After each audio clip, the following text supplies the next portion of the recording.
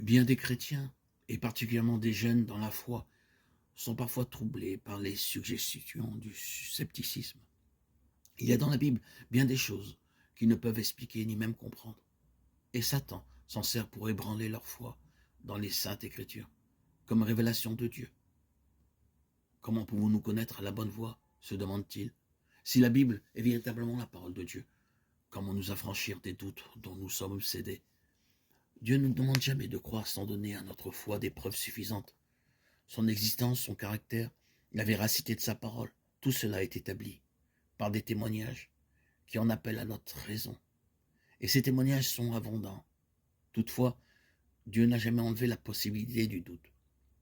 Notre foi doit reposer sur des preuves et non sur une démonstration.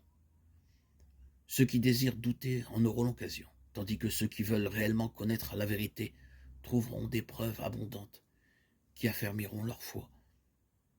Il est impossible à un esprit borné de comprendre parfaitement les œuvres ou le caractère de l'infini. Cet être saint demeurera toujours enveloppé de mystères, même pour les esprits les plus transcendants et les intelligences les plus cultivées. Prétends-tu sonder les pensées de Dieu, parvenir à la connaissance parfaite du Tout-Puissant?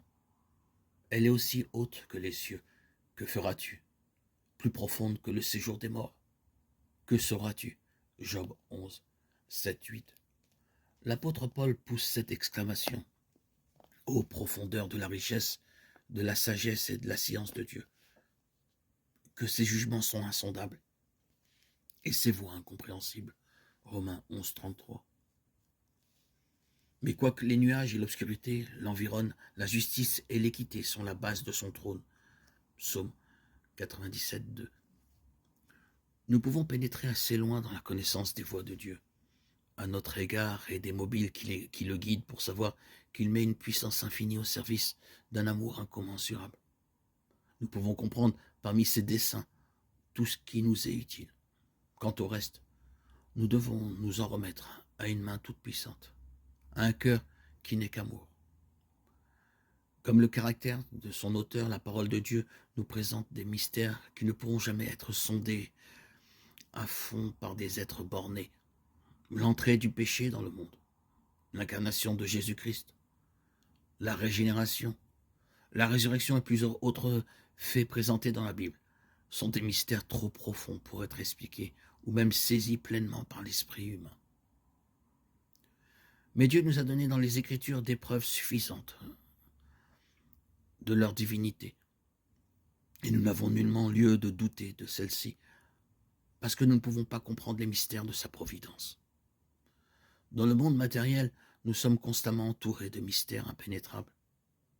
Les plus humbles manifestations de la vie sont un problème que les plus sages philosophes sont incapables d'expliquer.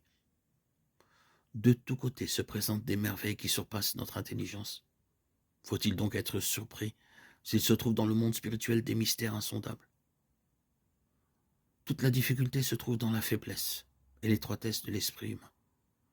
L'apôtre Pierre dit qu'il y a dans les Écritures des points difficiles à comprendre, dont les personnes ignorantes et mal affermies tordent le sens pour leur propre ruine. De Pierre 3,16.